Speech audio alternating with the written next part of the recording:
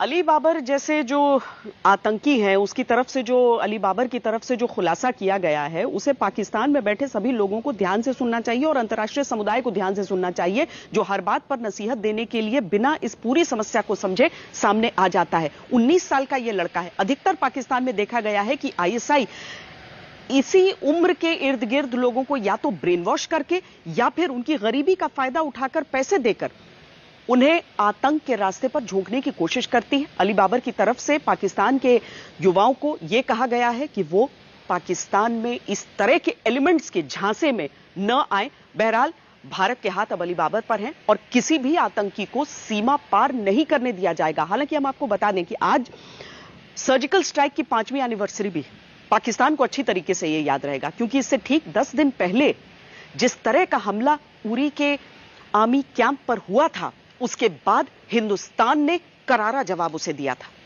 पाकिस्तान में और खासकर कश्मीर का जब सवाल हो जाता है तो पाकिस्तान तारीखों का महत्व बनाकर रखना चाहता है। इन तारीखों का महत्व धीरे धीरे खत्म होता जा रहा है, चाहे बुरहान वानी की एक के बाद एक एनिवर्सरी सामने आती हो या फिर 370 का दिन आता हो। अब वो चाहता था कि सर्जिकल स्ट्राइक के दिन कुछ न कुछ करे, इसीलिए अपने लॉन्च पैड्स के जरिए वो कोशिश में था कि उरी में वो आतंकियों को दाखिल करवा दे। लेकिन भारतीय सेना किस तरीके से मुस्तैद है, ये एक्शन पैक्ड रिपोर्ट हमारे संवाददाता अभिषेक भल्ला ने आपके लिए तैयार की है।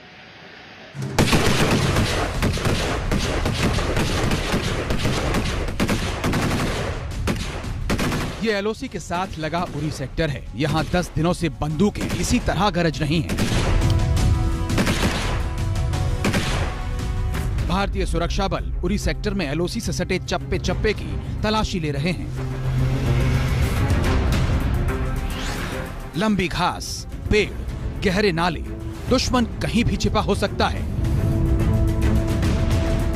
उरी सेक्टर में नियंत्रण रेखा के आसपास का इलाका अशांत क्यों है? इसका लिंक 5 साल पहले हुए घटनाक्रम से जुड़ा है। 18 सितंबर 2016 को उरी आर्मी कैंप पर आतंकी हमला हुआ था, जिसमें भारत के 17 जवान शहीद हुए थे। इसके 10 दिन बाद भारतीय सेना ने जो सर्जिकल स्ट्राइक की थी, जो प्रतिशोध लिया था, आज उसके 5 साल पूरे हो गए हैं।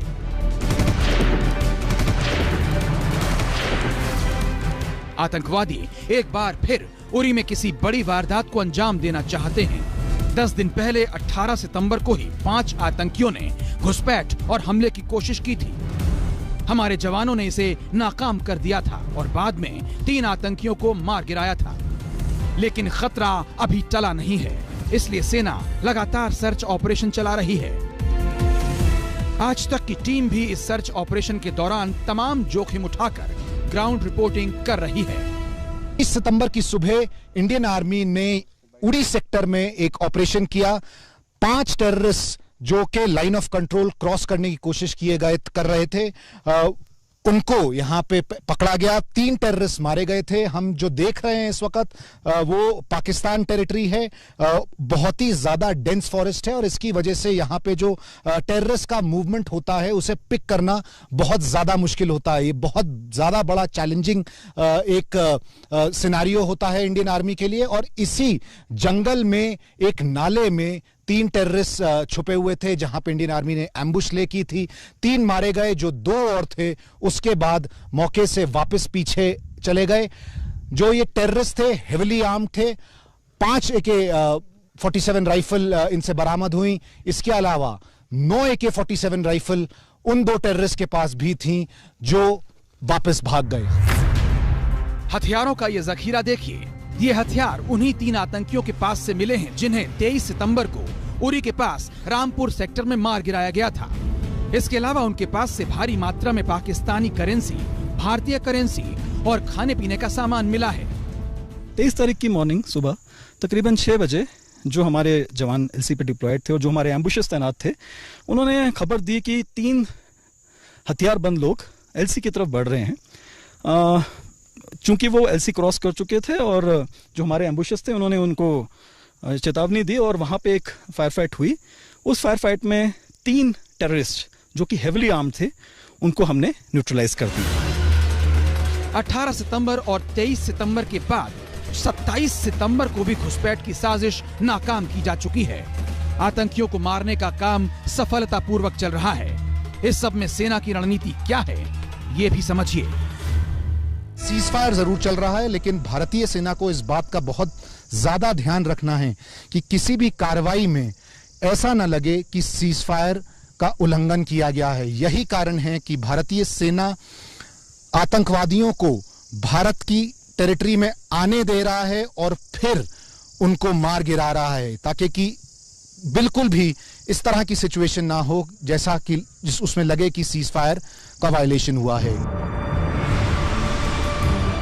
खुफिया जानकारी यह भी है कि उरी सेक्टर के सामने उस पार पाकिस्तान में चल रहे आतंकी कैंपों में 150 से 200 आतंकी एकदम तैयार बैठे हैं, लेकिन भारत के वीर भी निशाना साधे एकदम तैयार हैं।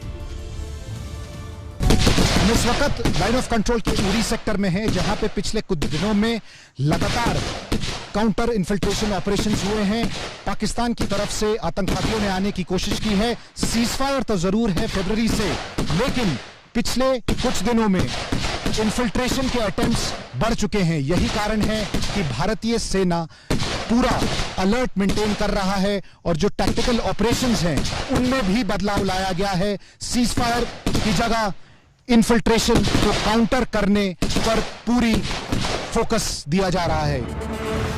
आतंक की हर आहट पर सेना की बंदूकें तनी हुई हैं। जरा भी हरकत हुई नहीं कि काम तमाम।